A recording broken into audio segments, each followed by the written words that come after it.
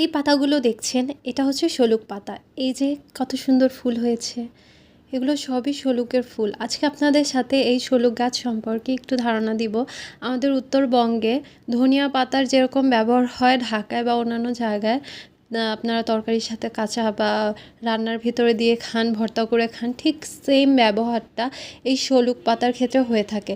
এটাতেও একটা আলাদা ফ্রেগ্রেন্স আছে এবং খুব সুন্দর একটা গন্ধ, যেটা আমাদের খুবই ভালো লাগে।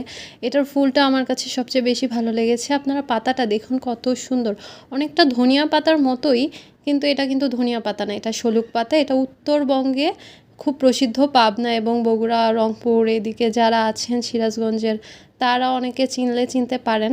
আমি এটা বগুড়া থেকে নিয়ে এসেছি এটার বীজটা।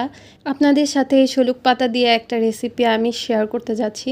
প্রথমে আমি সুন্দর করে শলুক পাতাটা ধুয়ে তারপর কুচি কুচি করে কেটে নেব। ঠিক ধনিয়া পাতা যেভাবে কাটি আপনারা দেখতে পাচ্ছেন, সেইভাবে আমি একদম কেটে নিলাম পাতাগুলো।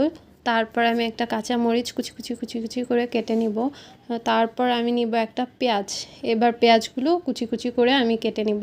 এবার সব কিছু মানে আমি একটা সিম্পল রেসিপি আপনাকে দেখাবো। এটা আমরা স্পেশালি মাসকলাই ডালে দিয়ে খাই। বড়ই ভর্তা বলেন, যে কোনো ভর্তা বানালে সচরাচর যেমন আমরা ধনিয়া পাতা দিই, ঠিক সেইভাবে আমরা এই শলুক পাতাটার ব্যবহার করে থাকি। এবার আমি চালের গুঁড়ো, ময়দা এবং সামান্য পরিমাণ বেসন দিয়ে সবগুলো উপকরণ দিয়ে লবণ, মরিচ, হলুদ সব কিছু মাখিয়ে নিচ্ছি সুন্দর করে। ভালোভাবে সম্পূর্ণ গোলাটা মিক্সড করে নিলাম। আমার ডোটা রেডি হয়ে গেছে।